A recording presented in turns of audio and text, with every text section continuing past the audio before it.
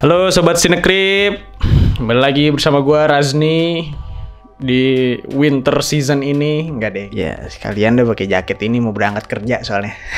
Hari ini gue mau bahas satu film dokumenter di Netflix yang kayaknya baru tayang, gue juga kurang ngeh ya. Tapi ini menurut gue limited series dokumenter yang oke gitu ya. Ada perlawanan rakyat kecil di India gitu, di desa Kasturba Nagar. Nah, orang-orang kecil ini diteror sama satu preman lah ibaratnya, sama gengnya gitu ya, namanya Aku Yadav. Nah, preman kampung ini bikin warga tuh jadi takut gitu, ngapa-ngapain takut karena dia tuh suka judi, dia suka malakin orang, dia suka ngebully orang, suka nyolong gitu-gitu dah. Puncaknya ngebunuh orang juga. Nah, itu yang bikin warga tuh akhirnya jadi kesel dan terjadilah kasus di tahun 2004. Jadi ini emang kisah nyata di tahun 2004. Warga Kasturba Nagar ini akhirnya memprotes dan melakukan pembunuhan di pengadilan. Si Aku Yadav nih lagi mau diadili gitu ya, masuk pengadilan malah diserbu sama warga, bunuh di tempat gitu di ruang sidang. Wah, gokil sih kata gue.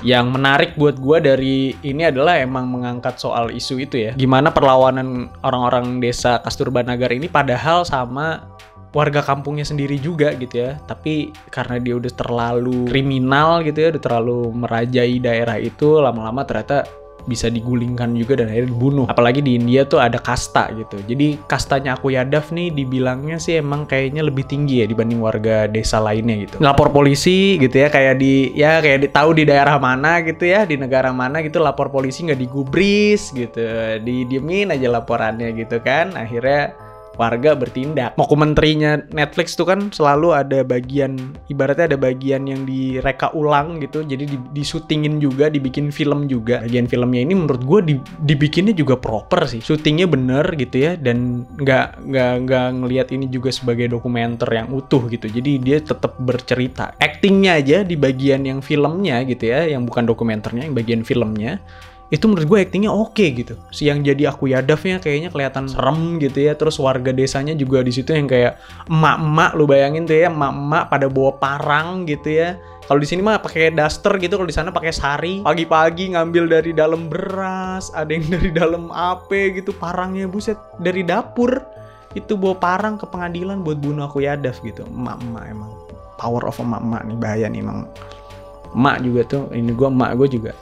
Waktu wawancara warganya ini, yang beneran gitu ya, yang orang-orang aslinya, itu dibikin frame-nya tuh kayak agak jauh. Yang semakin deket ke mukanya, itu semakin punya andil ibaratnya gitu ya. Semakin punya andil dalam menjatuhkan si Aku Yadav. Jadi frame-nya tuh jauh, headroom-nya luas gitu, jadi emang menunjukkan mereka kayak tersudut, terpojok, ada yang mukanya bahkan nggak mau kelihatan, dia harus nutupin mukanya gitu. Jadi kayak saking tertindasnya gitu warga kecil ini, udah mana ditindas sama preman kampungnya, ditindas juga sama sistem keadilan di negaranya gitu. Terus juga ya maksudnya pola penceritaannya tuh efektif gitu. Klimaksnya dulu ibaratnya gitu ya, dimulai dari pembunuhan si Aku Yadav ini, baru ditarik mundur gitu. Kenapa dia bisa dibunuh? Kita tuh diarahin gitu, mau memihak ke warga atau ke Aku Yadav, karena ada kayak isu-isu di situ, ada isu dia di warga ini disetir sama politik gitu-gitulah, ada yang sama gengnya siapa gitu, jadi kayak dimanfaatin warga gitu. Apa ini jangan-jangan yang ngebunuh bukan warga, yang ngebunuh jangan-jangan ada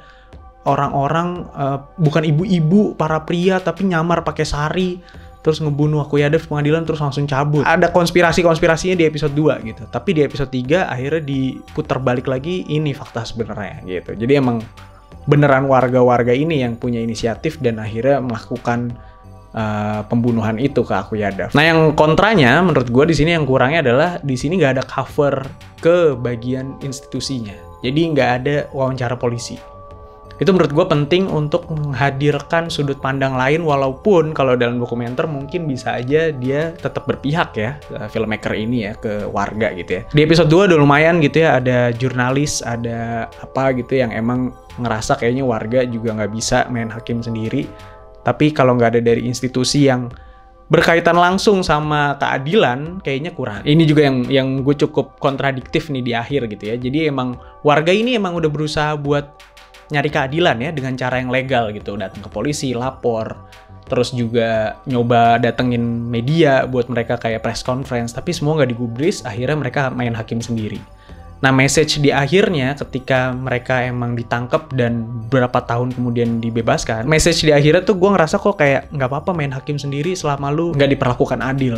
Nah, itu jadi kayak kalau misalnya yang salah nangkep tuh jadinya malah menghalalkan kalau kita bisa main hakim sendiri gitu. Kalau lu ngerasa jadi korban gitu ya, terus udah kita main hakim sendiri lah, polisi kagak bisa diandelin, ini nggak bisa diandelin. Nah, itu yang bahaya gitu. Jadinya ada sesuatu yang mungkin kita belum bisa denger dari pelakunya gitu. Ya, waktu itu mungkin media sosial belum segencar sekarang juga. Tapi tetap kalau gue pribadi sih ngelihatnya jangan langsung main hakim sendiri itu boleh ketika habis nonton film ini gitu ya. Adegan terbaik menurut gue dari limited series ini, Indian Predator Murder in Courtroom, adalah bagian ketika ibu-ibu ini, emak-emak ini pagi-pagi udah siap-siap ngambil parang tuh di episode 1 tuh ya.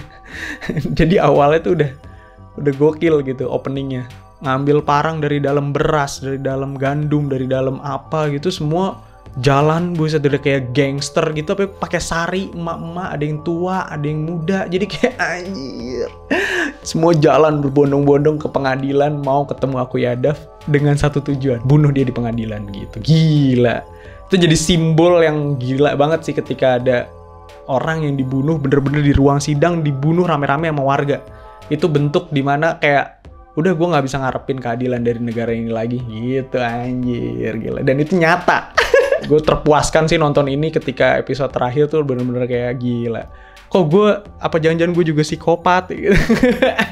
Seneng liat orang dibunuh di pengadilan, tapi kalau ngeliat backgroundnya gitu kayak warga ini udah cukup bener-bener tertindas sih, bukan cukup lagi ya, bener-bener tertindas sama kehadiran Akuyadaf ini. Jadi ya orang jahat adalah orang baik yang dulunya pernah disakiti gitu ya, dan akhirnya menyakiti orang lain, dan akhirnya sekampung ngebunuh dia di pengadilan. Nah, itu message yang gue dapet dari limited series ini. Dari gue skornya 8/10. Gokil gitu menurut gue, secara penceritaan efektif, dan secara sinematografi, secara treatment membungkusnya tuh seru gitu. Ya semoga kejadian kayak gini gak keulang lagi gitu ya. Kalau di kampung kalian atau di desa kalian ada satu preman dan gengnya yang meresahkan, tolong kasih lihat film ini ke polisi gitu ya. Daripada kita yang bertindak sendiri, Pak, mending digusur ini orang gitu, mending ditangkap nih gitu ya. Kalau kalian udah pada nonton filmnya juga kasih tahu gue gimana perasaannya habis nonton ini gitu ya. Dan jangan lupa like, comment, subscribe, nyalain lonceng notifikasinya buat dapet konten-konten terbaru dari Cinecrip. Jangan lupa join Discord kita juga. Di situ kita bisa berbagi banyak hal dari film Indonesia sampai film-film mancanegara. Oke, kalau begitu sampai bertemu di konten-konten berikutnya.